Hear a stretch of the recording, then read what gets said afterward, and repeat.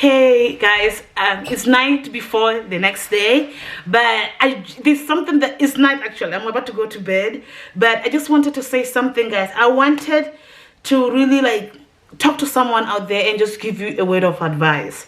This word of advice is inspired by a comment. Surprisingly, I received this comment more often than you can imagine, and this comment is like, now you tell us that you are sick a lot. It's starting to be sounding like you're whining, and it's starting to sound like it's old now. Talk about something else beside your sickness. This is the comment that I received surprisingly more, and I want to talk about something that hopefully it will change your perspective in your mind about this kind of thing. First, let me tell you a story that happened here in America. I was watching one of the news here in America about this girl in that goes to college. College is university. What you call university, here they call it college. So this girl went to college and she met this guy that they dated and all that stuff. And this guy was very, very how do you call it? Very, very clingy to her, and it was starting to get so burdensome on her.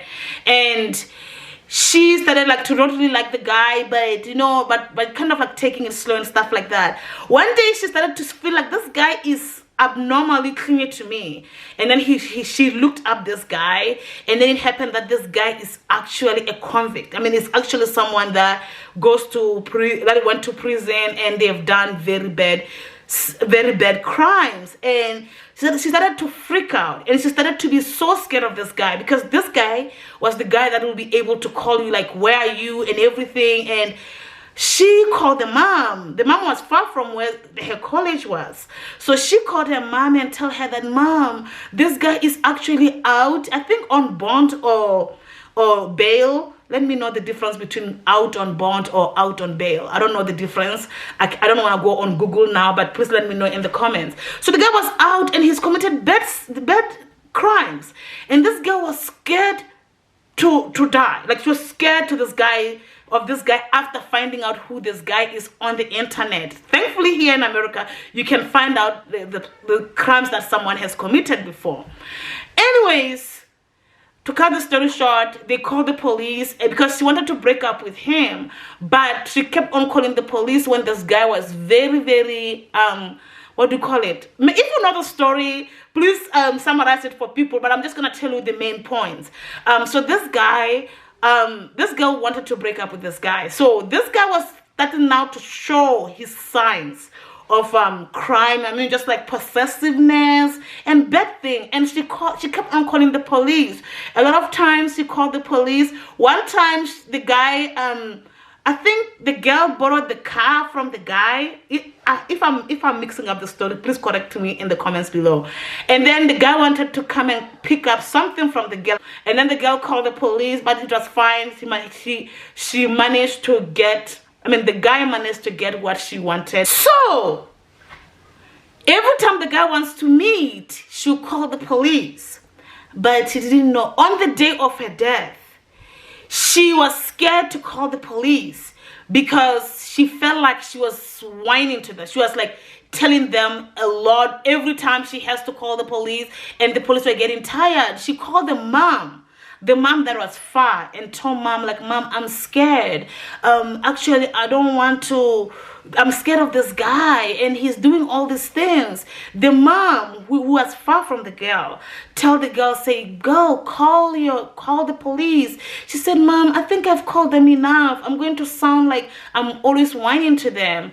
Little did the girl know that it was her last day, and she didn't call the police. So the guy waited for her to come by the dorm place, and the guy was holding, I don't want to say the name, because sometimes when you say these names, YouTube will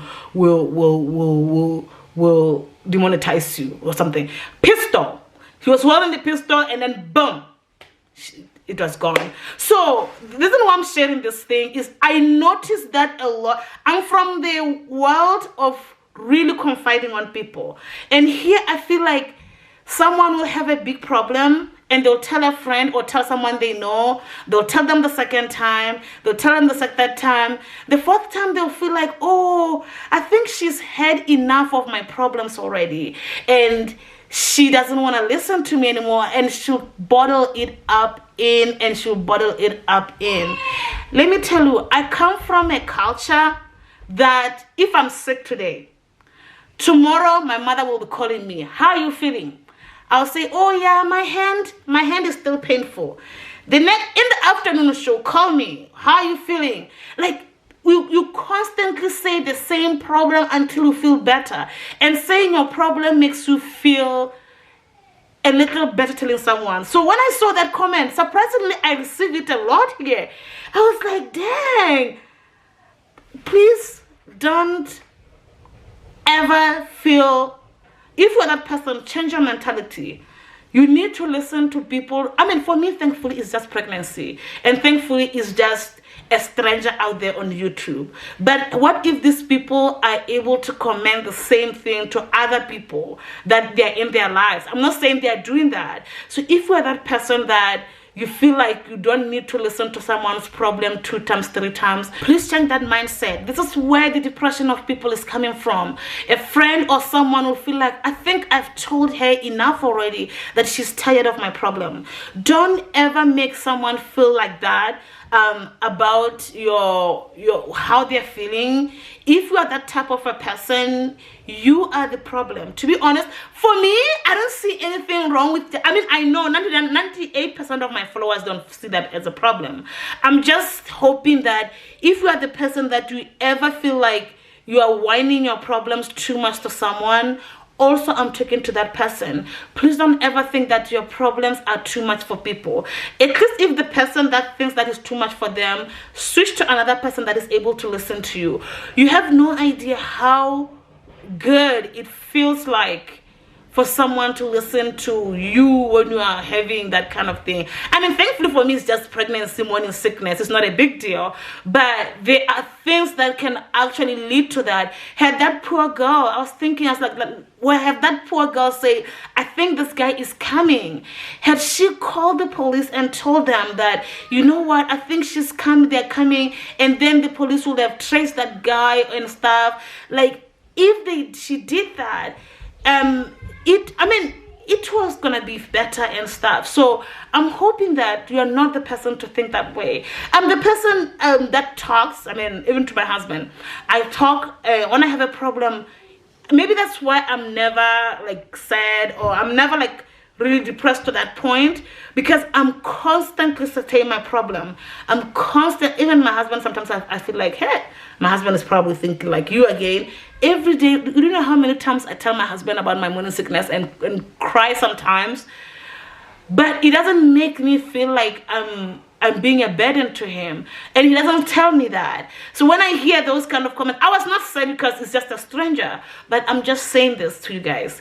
If you are that person that really get tired of listening to someone's problem many times, please repent of that kind of mindset. It's not a good mindset, and I see it a lot in the Western world than where I'm from. Where I'm from, your auntie will call you, like if you are sick, you'll be receiving comments every single day of the same sickness. Like right now, I have a relative that is sick.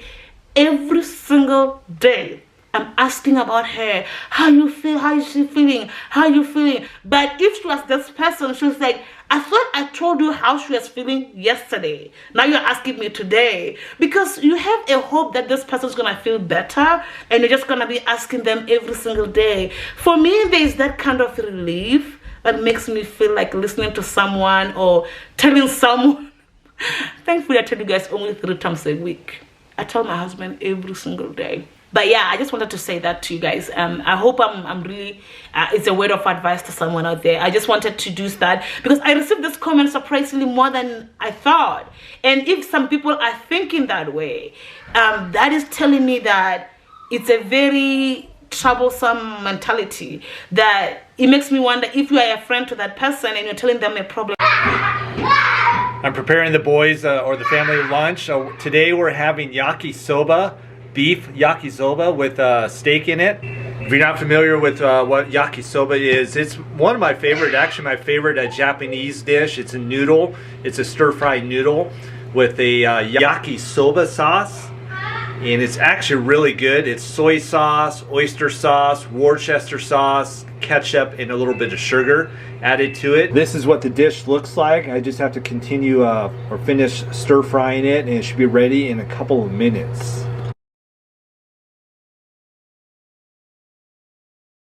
You guys, earlier it was snowing, but it doesn't look like it's snowing now. Now it looks more like hail. Look.